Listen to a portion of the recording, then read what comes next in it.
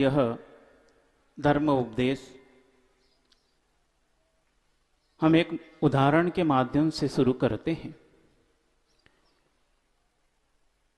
और ये उदाहरण इसलिए दे रहे हैं क्योंकि कई बार होता है जब कोई विषय समझने में कठिन लगता है तो उसको सरलता से समझाने के लिए अध्यापक कोई उदाहरण देकर उस विषय को समझा देते हैं। कई बार ऐसा भी होता है कि सरल विषय भी हमें समझ में नहीं आता है, इसलिए उसे समझने के लिए भी हमें उदाहरण देना पड़ता है। क्योंकि आज के इस संसारी प्राणी को जो मोह से ग्रस्त है, पंचेंद्रिय के विषयों में इतना डूब गया है कि धर्म जैसा सरल विषय भी उसे सबसे कठिन लगता है। इसीलिए उस कठिन विषय को, यद्यपि कठिन नहीं है, सरल है, लेकिन उसे भी समझने को आचार्य महाराज कई कई उदाहरण से उस भव्य जीव को समझाते हैं। और इसलिए समझा रहे हैं क्योंकि उन्हें पता है तो भव्य, लेकिन मोह से इतना ग्रस्त हो गया है, इसलिए उसे यह सरल विषय भी समझ में नहीं आ रहा है। और संसार का विषय इतना कठिन है, फिर भी उसे बहुत जल्दी समझ में आ जाता है। उसी और उसका मन लुढ़क जाता है। बार बार उस वस्तु का सेवन किया है, इसीलिए वह चीज उसे अच्छी लगती है। और धर्म का सेवन हमने शायद ही कभी कदाचित किया हो, और किया भी है तो उसकी मात्रा बहुत कम है। इसीलिए उदाहरण के माध्यम से समझाना पड़ता है कि एक किसान है, बहुत ध्यान से सुनना क्योंकि इसका उत्तर भी आपको ही देना है। ये उदाहरण एक प्रश्न रूप भी हो सकता है, इसलिए ध्यान से सुनना। और ये उदाहरण हमने किसी से सुना था और इसको कई बार दे भी चुके हैं। हमने सोचा आज इसी से शुरुआत कर देते हैं कि एक किसान है, किसान कहें या एक बगीचे का माली, और उसके पास उत्तम क्वालिटी का एक बीज आया है। और इस बीज की बहुत प्रशंसा उसने सुनी थी और बहुत ही कठिनाई से उसे मिला है। इसलिए उसका यह भाव है कि इसके माध्यम से, इस बीज के माध्यम से बहुत बड़ा वृक्ष उत्पन्न होना चाहिए। और वह बहुत उत्तम भूमि देखकर, उत्तम मिट्टी को देखकर उसमें उस बीज को बो देता है। और बोने के बाद सो जाता है ना। बोलो तो बीच बीच में बोलना भी पड़ेगा। क्या करते हो? महाराज जी हम तो किसान हैं नहीं, बनिए हैं, हम तो दिन रात जागते हैं, और किसान की क्या पता। वह कृषक भी उस बीज को बोकर सोता नहीं है, क्योंकि उसे पता है यदि मैं सो गया तो इस बीज की रक्षा करने वाला कोई होगा नहीं। इसीलिए वो बीज को बो देता है और उसके बाद उत्तम खाद, उत्तम क्वालिटी की खाद, पानी इत्यादि उसको देकर उसकी प्रति समय वह सुरक्षा और पालन पोषण करता है। क्यों? एक ही भाव है कि इसके माध्यम से बहुत बड़ा वृक्ष उत्पन्न हो, उस वृक्ष से सबको छाया, फल इत्यादि की प्राप्ति हो, इसका वह भाव है। इसीलिए उसकी रक्षा कर रहा है और उसका पुरुषार्थ सफल भी होता है। क्योंकि भाव जहां शुद्ध होते हैं तो वहां पर पुरुषार्थ किया गया सफल अवश्य होता है। और उस किसान का, उस माली का भी पुरुषार्थ सफल हुआ है। और धीरे धीरे समय जरूर लगा है और वह उस समय को बहुत धैर्य से गुजार भी रहा है, क्योंकि एकदम बीज बोने के बाद एकदम फल उत्पन्न नहीं, वृक्ष उत्पन्न नहीं हो जाता है, बहुत समय लगता है। इसलिए वह धैर्य से उस समय की प्रतीक्षा कर रहा है और बहुत पुरुषार्थ करके उस वृक्ष को धीरे धीरे बड़ा करके, और जैसे ही थोड़ा सा पौधा जमीन के ऊपर दिखने लगता है, क्या करते हैं? कभी बागवानी ऐसी देखी तो होगी आस पड़ोस के लोगों की। थोड़ा सा वह बीज जो है पौधे के रूप में धरती के ऊपर आता है, आसपास बहुत सी खरपतवार भी उत्पन्न हो जाती है। वह उस खरपतवार को साफ करता है वो थोड़ा सा और बड़ा हो जाता है। अब थोड़ा सा और बड़ा हो गया, अब क्या करना चाहिए? क्या करते हैं? हाँ, ये सब ध्यान में रखना, ये जो जो शब्द आप बोल रहे हैं, क्योंकि आगे हमको काम आएंगे। अब उसके चारों ओर जो है वह एक बाड़ी लगा देता है। क्यों? क्योंकि यह पौधा बहुत नन्हा है, जो अपनी सुरक्षा स्वयं नहीं कर सकता। उससे कोई बलिष्ठ जानवर इत्यादि आ गए इस पौधे को नष्ट कर देंगे, उसे खा जाएंगे। इसीलिए इस पौधे को बहुत लंबी यात्रा करनी है, इसलिए सुरक्षा बहुत जरूरी है। और वो उसके चारों ओर बाड़ी लगा देता है। अब थोड़ा सा जो है पौधा अब अपने आप को सुरक्षित महसूस करता है और वह बढ़ता बढ़ता उसका मोटा भी तना भी जो उसका थोड़ा मोटा हो जाता है। अब क्या? अब वो बाड़ी जो लगाई थी अब निकालना जरूरी है। क्यों? क्योंकि उसका जो गहरा है वो छोटा है, तना अब थोड़ा सा बड़ा होने लगा है। उस बाड़ी को भी निकाल देते हैं। अब और बाड़ी लगाने की इसलिए जरूरत नहीं है क्योंकि वह जो नन्हा सा बीज था बाद में पौधा बना, और पौधे से अब उसने इस प्रकार की शक्ति प्राप्त कर ली कि वह उसकी रक्षा स्वयं कर सकता है। अब उसे दूसरों की आवश्यकता नहीं, क्योंकि वह स्वयं मजबूत बन गया है और एक बहुत बड़े वृक्ष का 3-4 वर्ष में आकार ले लेता है और धीरे से उस वृक्ष में फूल होते हैं और फूल जो है धीरे धीरे फल बन जाते हैं। अब वह वृक्ष पूर्ण हो गया क्योंकि उसमें फल आने लगे हैं और फल पक के मीठे हो गए हैं। उसकी सुगंधि जो है सारे वातावरण को क्या कर रही है? अपनी ओर आकृष्ट कर रही है कि आओ मुझे सेवन करो। यह एक माली हो गया। एक दूसरा माली भी उसके पड़ोस में ही उसका बगीचा था, उसको भी इसी प्रकार का उत्तम बीज मिला और उसने भी परिश्रम करके एक ऐसे वृक्ष को तैयार कर लिया। उसके वृक्ष में भी फल लग गए और सुगंधित फल लगे, वहां भी लोग आकृष्ट हो रहे हैं। अब जो पहले वाला माली था वो सोचता है अब तो फल तैयार है, अब तो खाना चाहिए, और क्या करता है वो अपने घर जाकर और सभी आस पड़ोस के लोगों को बुला लेता है, चलो आज तो पार्टी है। आप लोग करते ना जैसे है? कई लोग खजुराहो जो है छतरपुर से बोलो पार्टी करने आते है ना, तो अपने मित्रों को अपने रिश्तेदारों को भी ले आते, चलो पार्टी करते हैं। उसी प्रकार इसने भी पूरे गांव को अपने रिश्तेदारों को बुला लिया, आज पार्टी है, आज तो अच्छे से अपन जिसको जितना चाहिए और फ्री में मीठे मीठे फलों का सेवन करना है। सब एकत्र हो जाते हैं और वह माली जो है वह अपने घर से कुल्हाड़ी लेकर आता है और बस चालू हो जाता है।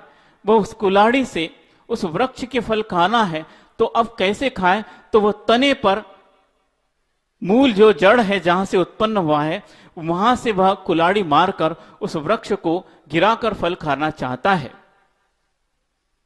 सुन रहे कि नहीं? है ना? और वह दूसरा जो माली है पास के बगीचे वाला, उसका भी वृक्ष तैयार हो गया है, वो भी सारे गांव को बुलाता है और रिश्तेदारों को बुलाता है और उसका भी वृक्ष तैयार है और वह घर से कुल्हाड़ी नहीं लाता और कुछ भी नहीं लाता, और धीरे से जाकर वृक्ष पर चढ़ता है और वह मीठे मीठे जो फल है पक गए हैं उन्हें चुन चुन कर एक एक निकालकर डलिया में डाल रहा है। अब बताओ, इसमें तो बहुत देर लग जाएगी। इसलिए पहले वाला माली जो है बहुत ही उत्तम बुद्धि वाला है, क्योंकि इतनी मेहनत कौन करेगा?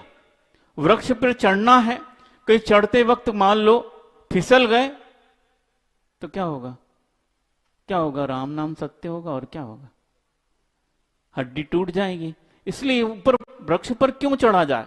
और उसकी जो डालियां हैं वो इतनी नाजुक हैं, कहीं पैर रखते टूट गई तो बिल्कुल हमारा प्राणांत भी हो सकता है। इसलिए वृक्ष पर क्यों चढ़े? वो दूसरे माली को बुद्धि नहीं थी, पहले माली को बुद्धि थी, इसलिए उसने चढ़ा कि वृक्ष पर चढ़ने का काम ही झंझट खत्म। इस वृक्ष को जड़ से काट दो, अपने आप गिरेगा, और जिसको जितना फल खाना है घर ले जाना है तो घर भी ले जाओ, और खाना है तो खा भी लो।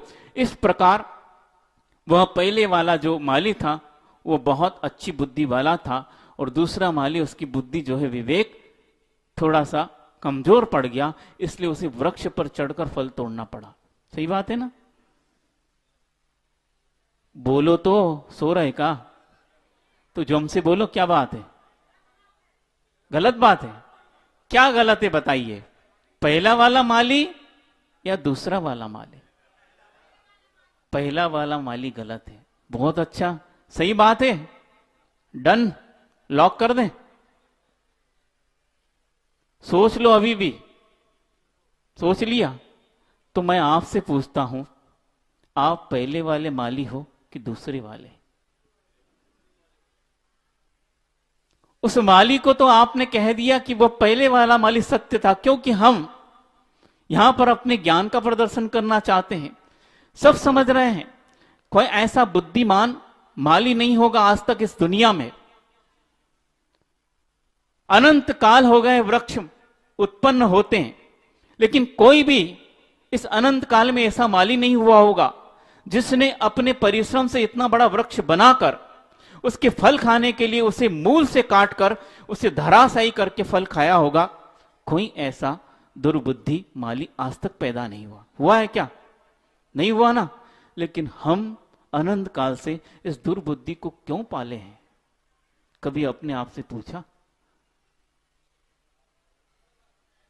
उस इतने बड़े वृक्ष को पैदा करके उसकी रक्षा करेंगे तो वो फल आज भी मिलेंगे, कल भी मिलेंगे, और जब तक वृक्ष रहेगा तब तक मिलेंगे।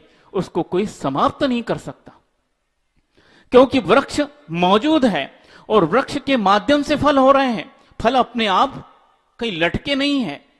उस वृक्ष उस फल का जन्मदाता है। यदि जन्मदाता सुरक्षित रहेगा तो हमेशा ही वह वस्तु हमें मिलेगी। यह दूसरे किसान को, दूसरे माली को यह बात पता थी, इसलिए वह वृक्ष पर चढ़कर फल इकट्ठे कर रहा है। उसने वृक्ष को काटा नहीं है।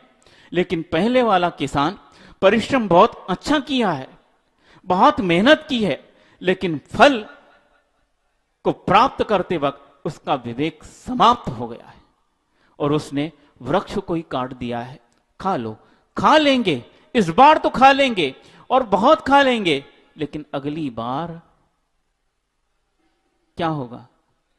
ठन ठन गोपाल, कुछ भी नहीं है, वृक्ष ही नहीं है, आएगा कहां से फल?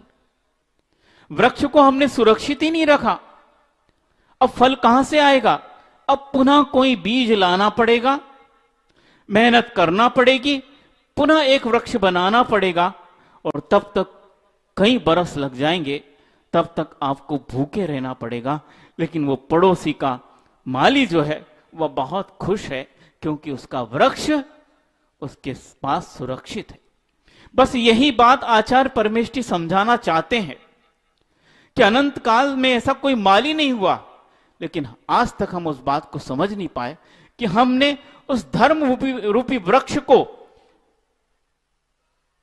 भविष्य में, अतीत में कहीं न कहीं एक बार प्राप्त किया है। उसी का यह फल है कि आज हम मनुष्य गति में मनुष्य बनकर उच्च कुल में जन्म लिए हैं। इस बात का परमानेंट संकेत है। कोई फ्री में मनुष्य गति में नहीं आ जाता, बहुत पुण्य कमाना पड़ता है और यह गति बहुत ही कठिनाई से मिलती है। आप छेडाला में भी इसका वर्णन मिलता है और 12 भावना में भी, दुर्लभ भावना होती ना, उसमें कैसी यात्रा बताई है। निगोष से एकेंद्री में आना स्थावरों में, उससे त्रस पर्याय में आना, त्रसों में भी असंगी पंचेंद्री, संगी पंचेंद्री, संगी पंचेंद्री में भी बन के हाथ पांव सुरक्षित रहना। इस प्रकार बहुत सी दुर्लभता उसमें बताई है। अंत में यही दुर्लभ बताया कि मनुष्य होकर भी उच्च कुल में जन्म लेना और उच्च कल में आकर भी ऐसे क्षेत्र में जन्म लेना जहां पर पंच परमेष्टि क्या दर्शन, उनका उपदेश, शास्त्रों का वाचन, शास्त्र का उपदेश सहज रूप से सुनने को मिल जा, पढ़ने को मिल जा, वह महा दुर्लभता है। पढ़ा है कि नहीं? रोज ही पढ़त है महाराज जी 12 भावना, अब शाम को फ्री हो जाते हैं, क्या करें, समय काटने पड़त तो 12 भावना पढ़ लेते हैं। बहुत बड़ा, बहुत बढ़िया। समय काटने के लिए 12 भावना पढ़ोगे तो निश्चित रूप से आप कट जाओगे। कर्म काटने के लिए जब भी 12 भावना पढ़ोगे तो आप अमर हो जाओगे, ऐसी गति प्राप्त करोगे जहां से कभी मरण नहीं होगा। क्या सोचे? समय काटने के लिए यदि धर्म करोगे तो अपने ही कट जाएंगे, अपना जीवन समाप्त हो जाएगा। ऐसी गतियों में चले जाएंगे जहां धर्म का शब्द सुनना मुश्किल है। सुनना क्या, कान ही नहीं मिलेंगे तो सुनोगे क्या है? ऐसी गतियों में चले जाओगे जहां अनंत काल के लिए कान ही नहीं मिलेंगे, आंख नहीं मिलेगी, जिह्वा नहीं मिलेगी। ऐसी गतियों में चले जाएंगे जहां यह चीज नहीं मिलेगी जिस चीज के लिए आप तरस रहे। इसीलिए समय काटने के लिए धर्म नहीं, कर्म काटने के लिए धर्म है। और जिस व्यक्ति ने कर्म काटने के लिए धर्म का एक समय भी उपयोग में लिया, आचार्य कहते हैं, क्या कहते हैं, एक समय भी जिसने सच्चे मन से कर्म काटने के लिए धर्म का आश्रय लिया, उस व्यक्ति के जीवन में सम्यक दर्शन उत्पन्न हो जाता है, जो अनंत काल को समाप्त करके एक चुल्लू भर पानी जैसा, क्या बोलते हैं, जो सागर जैसा पानी है। सागर कितना बड़ा है? बहुत बड़ा समुंदर। उस समुंदर का पानी एक चुल्लू भर रह गया है। किसके माध्यम से? सम्यक दर्शन के परिणाम के माध्यम से। वह अनंत काल संसार छिद समाप्त होकर कट के उस सम्यक दर्शन के महात्म से एक चुल्लू भर पानी रह जाता है। ये सम्यक दर्शन का महत्व है। लेकिन सम्यक दर्शन आया कहां से है? सहज में आ गया? नहीं, आचार्य कहते हैं कि आपने सच्चे मन से हमारे जीवन में जो पाप कर्म बंधा है भगवान वो कट जाए। जो दुर्गति में हम घूम रहे हैं उसका कारण केवल पाप है, और उस पाप को काटने के लिए केवल धर्म ही एक शरण है। ये 3 लोक में धर्म के अलावा कोई शरण नहीं। इस प्रकार सच्चे भाव से एक समय के लिए भी जो धर्म का आश्रय लेता है वह अंतर मुहूर्त में ऐसा कार्य कर देता है कि अनंत संसार को छेद कर वह केवल एक चुल्लू भर पानी उसके साथ रह जाता है, और वह भी अब समाप्त होने ही वाला है। कोई ज्यादा समय लगेगा नहीं। लेकिन क्या उसने धर्म को समय काटने के लिए नहीं, कर्म काटने के लिए अपने जीवन में अपनाया है? तो बंधुओं, हम उस कृषक से आप शिक्षा तो ले रहे हैं कि उस व्यक्ति ने उस वृक्ष को काटकर अच्छा कार्य नहीं किया। उसी प्रकार हम इस प्रकार अच्छे धर्म के माध्यम से आपने पूर्व भाव में ऐसा धर्म किया है जो हम संगी पंचेंद्री उसमें भी मनुष्य बने और उसमें भी उच्च कुल प्राप्त किया, और उच्च कुल प्राप्त करके भी हमारी बुद्धि ऐसी हुई कि हम पंच परमेष्टि की शरण में आए। ऐसे अनंत भगवान जो आज प्रतिमा के रूप में राजे, उनके दर्शन कर रहे हैं, पूजन कर रहे हैं, अर्चना कर रहे हैं, और उन्हीं का प्रतिरूप आचार्य, उपाध्याय और साधु परमेष्टि के लिए हम इतनी दूर से उनके दर्शन करने, उनका उपदेश सुनने आए हैं। तो निश्चित रूप से आपने पूर्व में उस ऐसे सच्चे धर्म का अनुसरण तो किया है, उसका पालन किया है।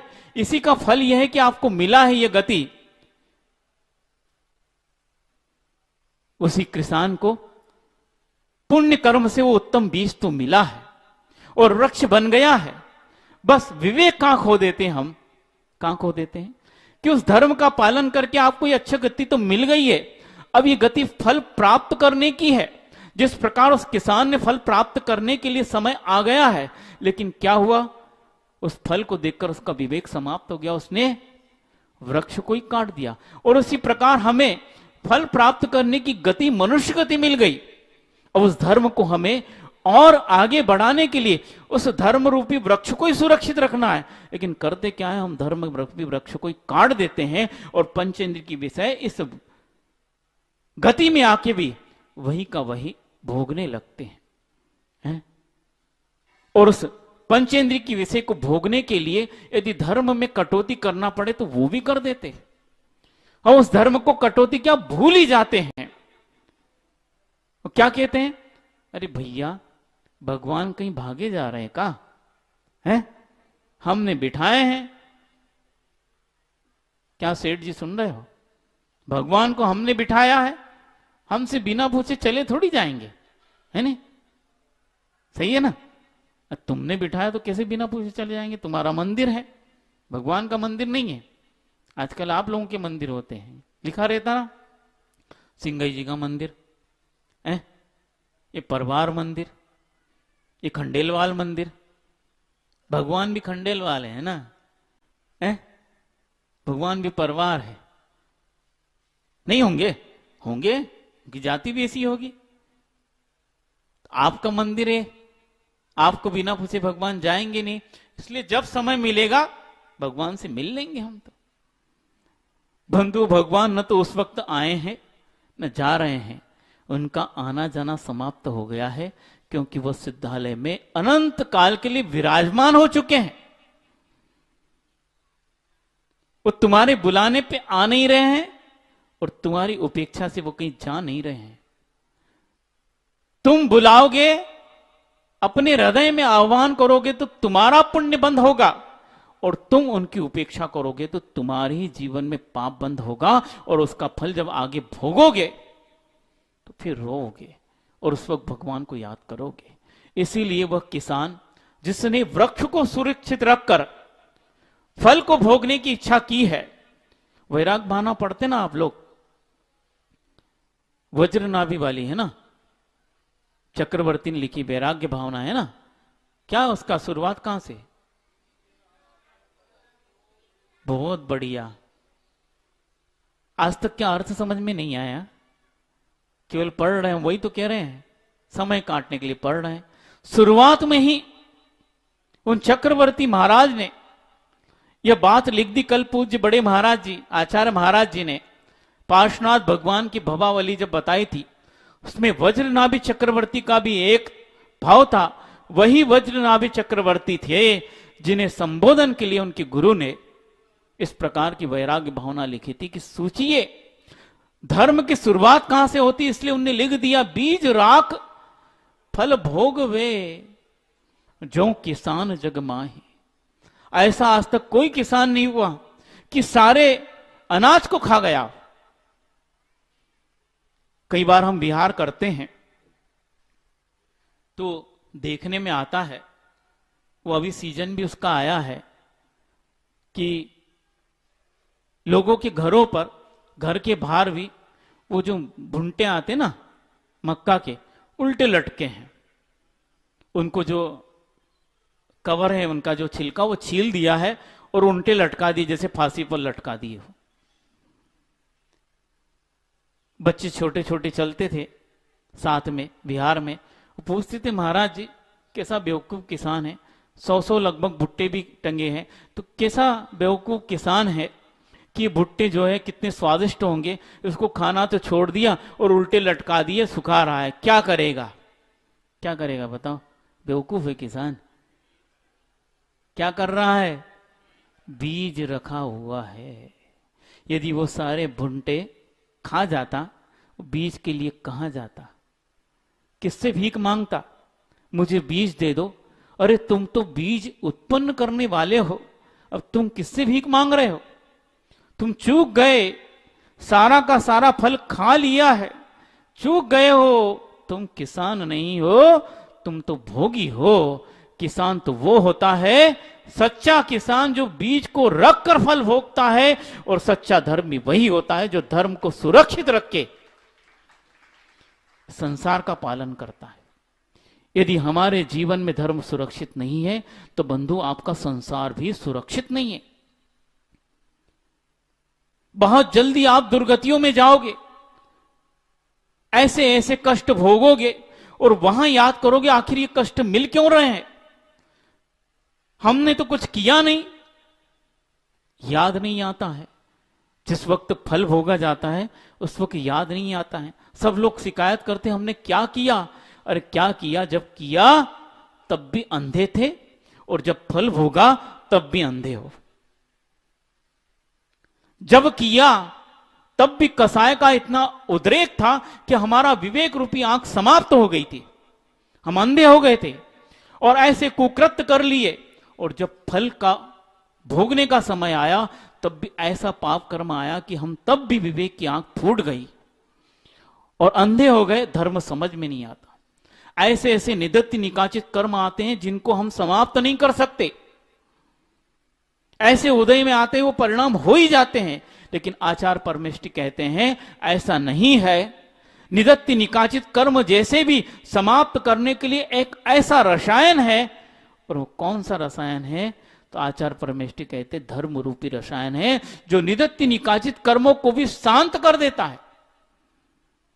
यदि विवेक आपके पास सुरक्षित है तो उस किसान के जैसा हमारे अंदर यदि विवेक होगा तो निश्चित रूप से हम उस वृक्ष को सुरक्षित रख के अनंत काल तक उसका फल का भोग कर सकते और अनंत काल लगेगा नहीं बंधुओं। यदि आपके जीवन में धर्म सुरक्षित हो तो अनंत काल नहीं लगेगा, क्योंकि अनंत काल तो समाप्त करके क्या किया था अभी? चुल्लू भर पानी। और चुल्लू भर पानी है कितना है? एक सुड़की लगाओ तो अंदर, सुड़की समझते हैं? हाथ में पियोगे, अब क्यों पियोगे? आप तो गिलास से पीते हो। महाराज जी को जब आहार लेते देखो तो समझ में आ जाएगी। एक सुड़की में ही वो अंदर हो जाएगा, इतना छोटा सा बचा है।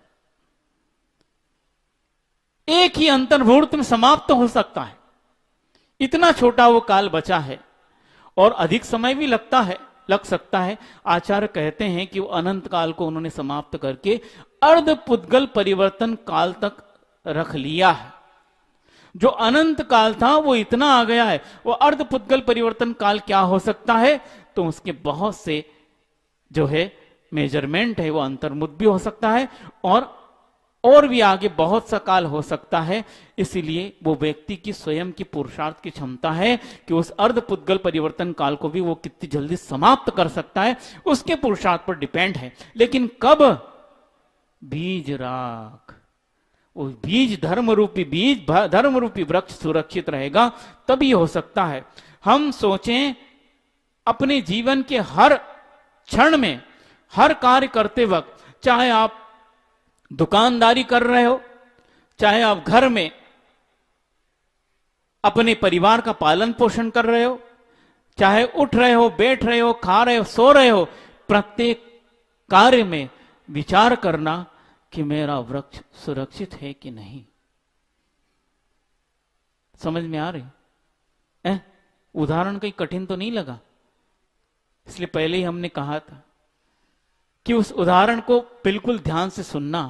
प्रश्न आपसे ही पूछेंगे तो आपने उत्तर बहुत अच्छा दिया, लेकिन बंधुओं अपने दुनिया को उत्तर देने की बजाय अपने मन को ही इस प्रश्न का उत्तर देना, क्या बेटा मन तुम सही में उस वृक्ष को सुरक्षित रखे हो कि नहीं?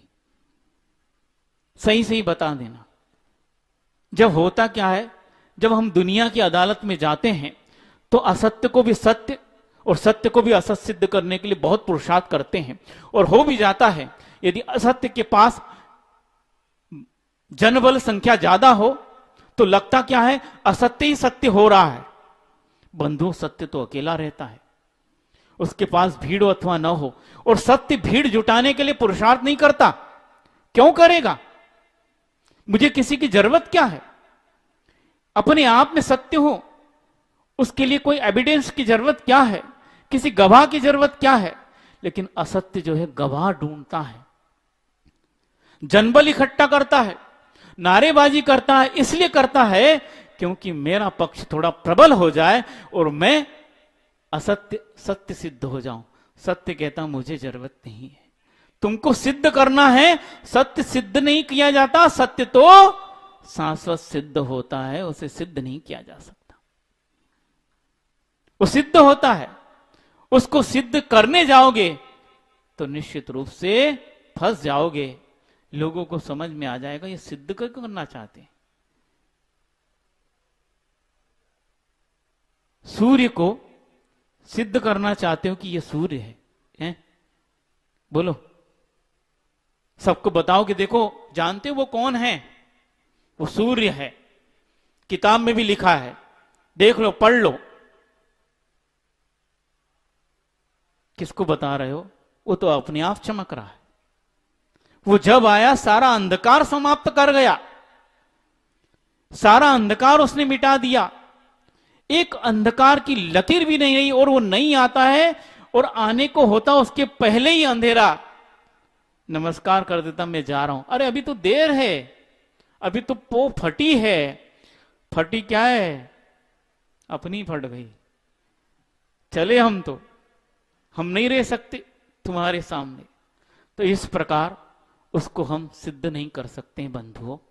तो इसी प्रकार हमारे जीवन में, हाँ, मैं ये बोल रहा था कि दुनिया में अदालतें होती हैं, तो वहां पर हम तरह तरह के तर्क देकर असत्य को भी सत्य सिद्ध कर सकते हैं। लेकिन जब व्यक्ति दुनिया से हटकर अपने स्वयं के अंदर आता है और अपनी जमीर की अदालत में जाता है, तो निश्चित रूप से वो आवाज अंदर से कहती तो ईमानदार है अथवा बेईमान है। उस अदालत से आज तक कोई जीत नहीं पाया है। कोई जीत पाया है? दुनिया की अदालतें छोड़ दो, अपने स्वयं की अदालत में जाकर अपने लिए न्याय की यदि फरियाद करोगे, तो निश्चित रूप से तुम्हारा ईमान ही तुम्हारे लिए न्यायाधीश बनकर तुम्हें न्याय देगा।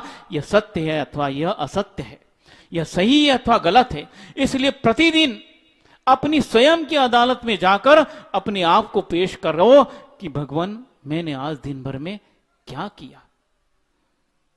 सुमन से पूछो, सच्चे दिल से, सच्चे ईमान से पूछोगे, निश्चित रूप से तुम्हारी लिस्ट बता देगा। आज इतने बजे तुमने ये किया, इतने बजे ये किया, ये अच्छा किया, ये गलत किया। दुनिया को बताने नहीं जाएगा, तुमको जरूर बता देगा। और यदि तुम्हारा दिल सच्चा है और उस मन की और ईमान की सुनते हो, तो निश्चित रूप से तुम्हारे हृदय में भी परिवर्तन आएगा। बंधु, यही सच्चा धर्म है, ये प्रदर्शन धर्म का नाम नहीं है। हम अंदर कुछ भी विचार करते जाएं और कुछ भी कार्य करते जाएं और माइक से चिल्लाते जाएं, इसका नाम धर्म नहीं है।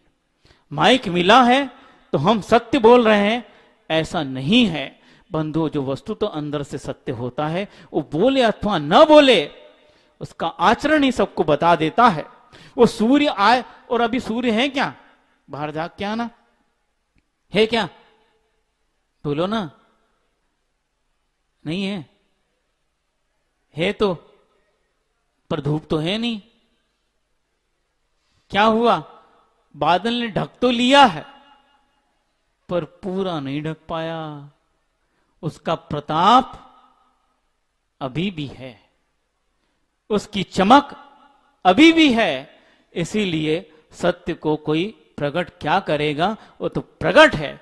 बस जो प्रकट कर रहे हैं, जो बोल रहे हैं, जो चीख रहे हैं, वे अपने असत्य को ढांकने के लिए पुरुषार्थ कर रहे हैं, वो सत्य का प्रतिपादन नहीं कर रहे हैं। इसीलिए बंधुओं, अपने स्वयं की मन की अदालत में जाना, तो निश्चित रूप से वो तुम्हें आगाह कर देगा, बेटा सावधान, अब तुम अपने वृक्ष को काटने लगे हो। उस धर्म रूपी वृक्ष को काटने लगे हो, वो सावधान जरूर कर देगा। इसीलिए हमेशा अपने जमीर ईमान की सुनना चाहिए, मन की नहीं, अपने ईमान की। जो अपना ईमान समझ रहे हैं ना, जो वस्तु तो अपना सच्चा भाव है, उसकी सुनना चाहिए। वो हमेशा आपको आगाह करेगा। वही हमारा सच्चा धर्म है। उसी को आचार्यों ने भावलिंग कहा है। ये जो बाहर दिख रहा है, ये द्रव्य लिंग है। वो सत्य हो जाए, लेकिन उससे मुक्ति नहीं होगी। ये बाहर का द्रव्य लिंग जो नग्नत्व है, ये जो 28 मूल गुण की चर्या है, वो कितनी भी निर्दोष हो जाए, उससे मुक्ति नहीं मिलेगी। लेकिन अंदर का जो ईमान, भावलिंग यदि सुरक्षित है, तो वो द्रव्य लिंग में भी यदि थोड़ा सा भी अंतर आ भी गया, तो उसको वह शुद्ध करके मुक्ति को प्राप्त कर सकता है। बहुत अच्छा बंधु, एक उदाहरण आ गया और वो आपके बीच का है?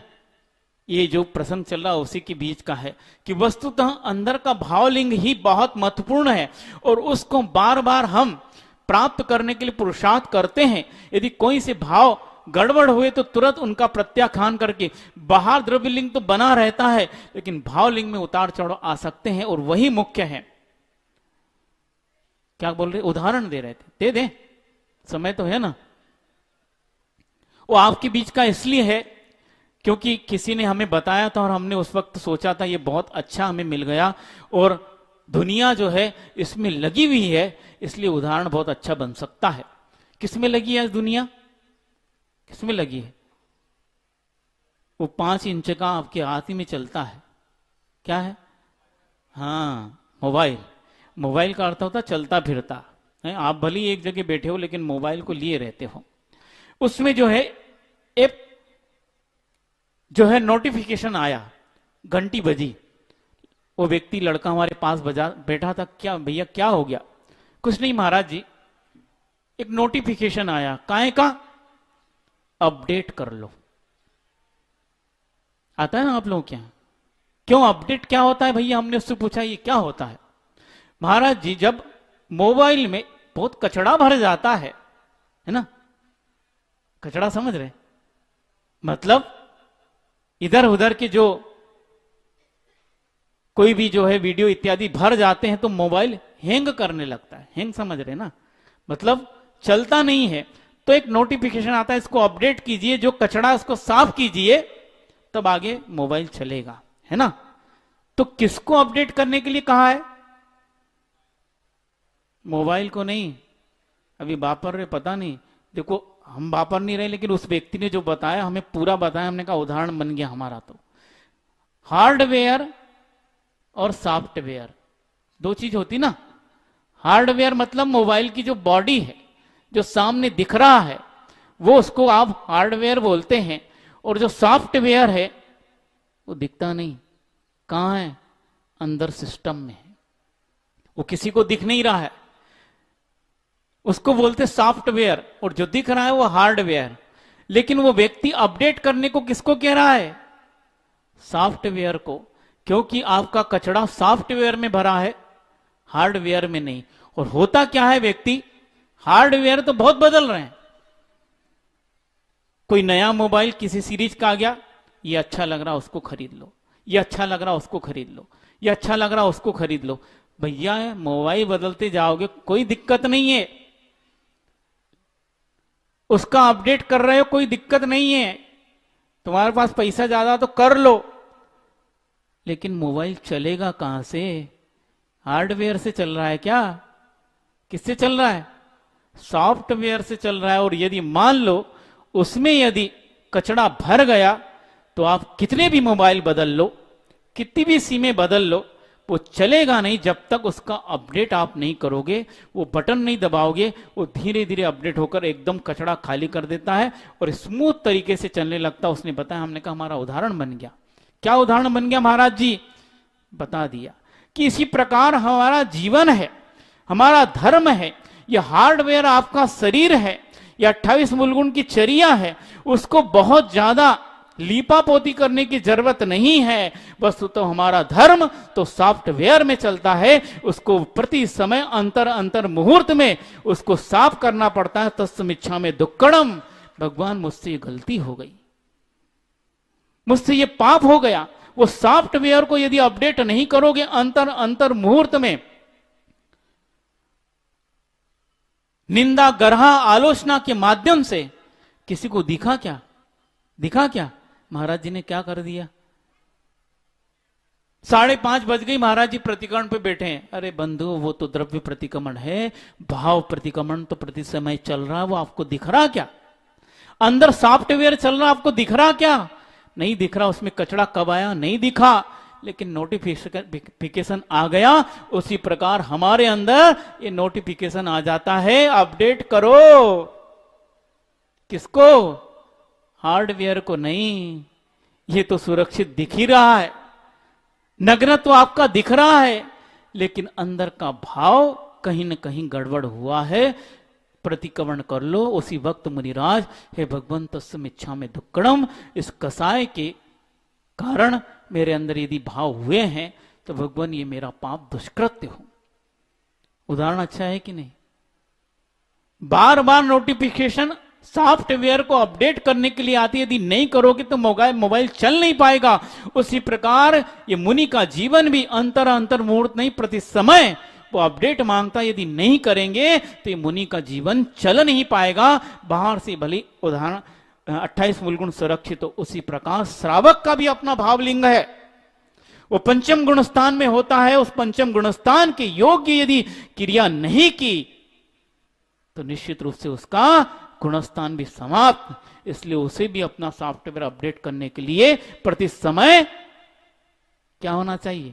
सोते रहना चाहिए। वो किसान सो जाता तो क्या वृक्ष बन पाता? प्रति समय जागृत रहना चाहिए। और चतुर्थ गुणस्थान वर्ती सम्यक दृष्टि उसके भी कर्तव्य होते हैं।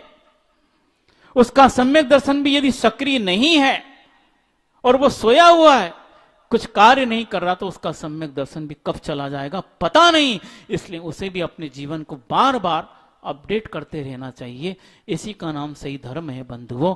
इसलिए उस किसान से यह सबक लेना कि निश्चित रूप से यदि वृक्ष सुरक्षित नहीं तो फल प्राप्त नहीं हो सकते। यदि मोक्ष फल प्राप्त करना है तो धर्म रूपी वृक्ष को सुरक्षित रखना चाहिए। और वह धर्म केवल मोक्ष रूपी फल देता है ऐसा नहीं, यदि उसके नीचे संसार के भी ज्यादा जितने सुख है वह भी इसी धर्म के माध्यम से प्राप्त होते हैं।